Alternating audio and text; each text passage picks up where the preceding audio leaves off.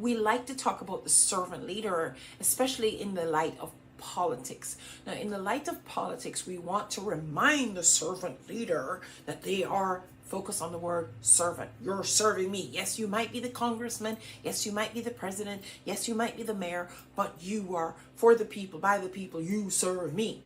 Money should never be the goal, but it is a fantastic outcome of doing the right things and doing the right things right.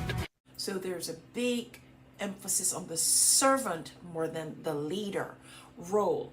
And the area of servant leadership, and as a graduate student, I've gone through tons of servant leadership academic research, and I still believe they're missing the mark on the real concept of servant leadership, as the story, the idea, the concept of it came out of the story of Jesus washing the disciples' feet.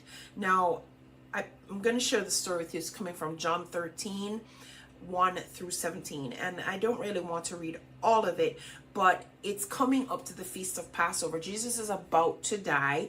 And it says here in verse 4, he rose from the supper. He laid aside his outer garment, and taking a towel, tied it around his waist, and he poured water into a basin and began to wash the disciples' feet and to wipe them with the towel that was wrapped around him. He came to Simon Peter, who said to him, Lord, do you wash my feet?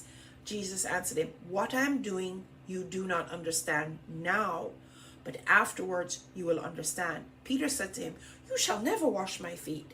Jesus answered him, if I do not wash you, you shall have no share with me. At which point Peter says, Lord, not my feet, but also my hands and feet.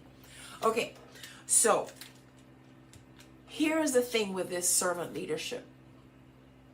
When Jesus knelt down to wash the feet of his disciples, he didn't stop being Jesus. He didn't move into a more subservient role. As the leader, he was washing their feet. Now, you have to look at what Simon Peter said to catch this nuance that I'm referring to. It truly is a nuance, and trust me, I had to really go over this several times to even catch this nuance that I'm trying to share with you. And please let me know in the comments if you're catching it, because I cannot really be sure that I'm going to communicate this effectively, but I sure as heck I'm going to try. So here is the thing. Simon Peter says, you wash my feet. He is acknowledging in this moment that he recognizes who Jesus is for who Jesus is.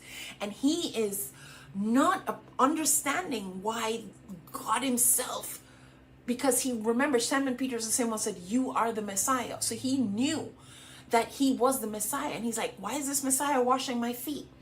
In that split second, this is the idea of the leader being worthy of honor, worship, and praise. And how is it that this leader would be crazy enough to stoop to wash his disciples' feet? So right in that moment, Simon Peter is capturing the essence of the madness of this idea of the Lord himself kneeling to wash feet. But it is through this concept that we have the idea of servant leadership, where today those who are stepping into a servant leadership role are mimicking this aspect of what Jesus did. I still believe, though, that we have a wrong interpretation of this moment. We have a wrong interpretation of this moment. And I hope I'm no theologian. I'm not attempting to pretend to be a theologian. I am just sharing with you what has been pressed on my heart, because I, as a knowledge broker with PS, as a host of a TV show, when I point to someone else and I say, in that moment, I'm saying they're the expert, I am lifting that person. I am lifting that person and saying what you have needs to be shared with the world. That's like the candle that is never hidden, the candle that is set on a stand to light the world. I elevate my guests to this stand to share their light with the world. And in this moment, I am taking the knee. I'm taking the knee and I am washing their feet in this moment. And hear me when I say this now. So What Jesus was doing was preparing the disciples to do an amazing work that would happen when he was gone. And when he said to Peter, if I don't wash you, you have no part of me. What he's saying is that you have to be ready for the work that is ahead.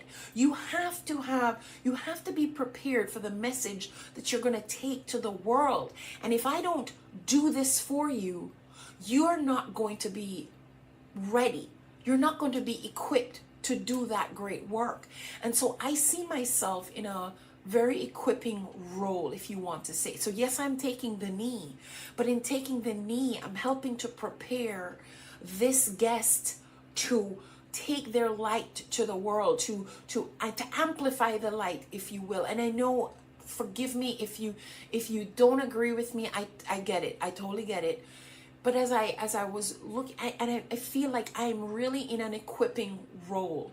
So Jesus was equipping these men to do something for the world that he himself, so he's equipping the handful, and they were going to take the message on, because Jesus was going to leave. He was going to die. Of course, he's resurrected and he's around all the time. But for this story, for this analogy, I'm saying he was doing an equipping. And that's why he said to Simon Peter, if I don't do this for you, you will have no part of me. You will have no ability to take this message and be the light to the world. When I have a guest in my seat, when I have a guest that I'm sharing with the audience, I am saying you have an amazing talent, an amazing ministry, an amazing message, an amazing offer, an amazing equipping, and more people need to know about it.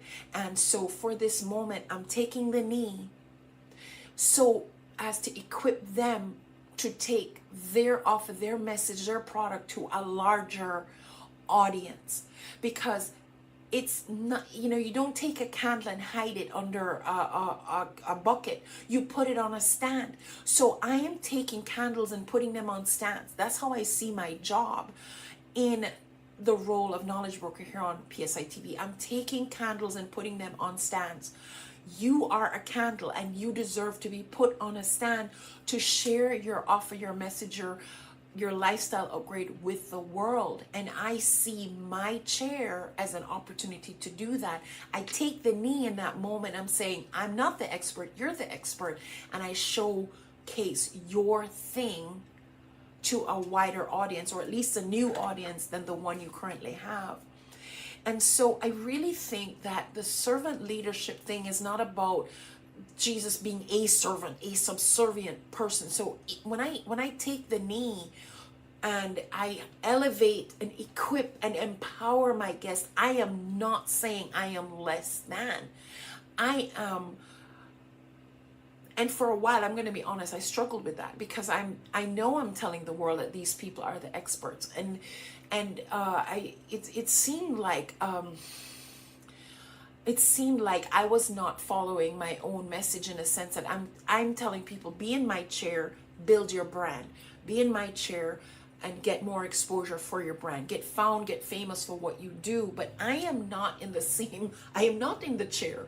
I am not asking to be found and famous for what I do. I'm saying you be found and famous for what you do. And so there was a conversation that was going on in my head and with a few of my friends, where I was feeling like I'm saying to the world, these are the experts. And here I am being challenged about building my own personal brand. And it's like, I need to be doing what I'm telling others to do. And there will come the time where I will be the guest in somebody else's chair. That day will come.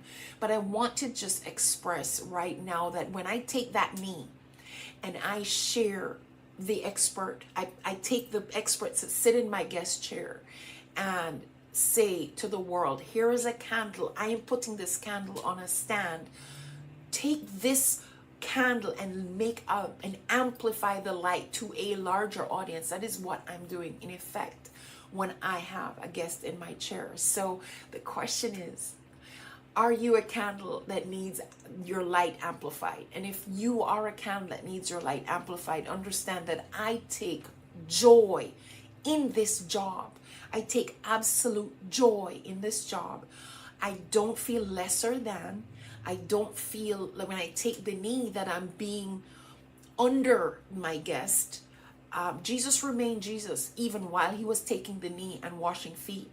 And it was simply an equipping process. And if more leaders would take the time to wash some of the dirt off of their followers, off of their employees, shine them up, buff them up a bit, buff them up and make their light shine even brighter, I think more would be accomplished in this world. More would be accomplished in this world. So I just wanted to share that because that's the conversation that's been going on in my head with my peers, and the whole process of Trudy Bierman building a personal brand, which may appear to be separate and apart from the PSI TV brand.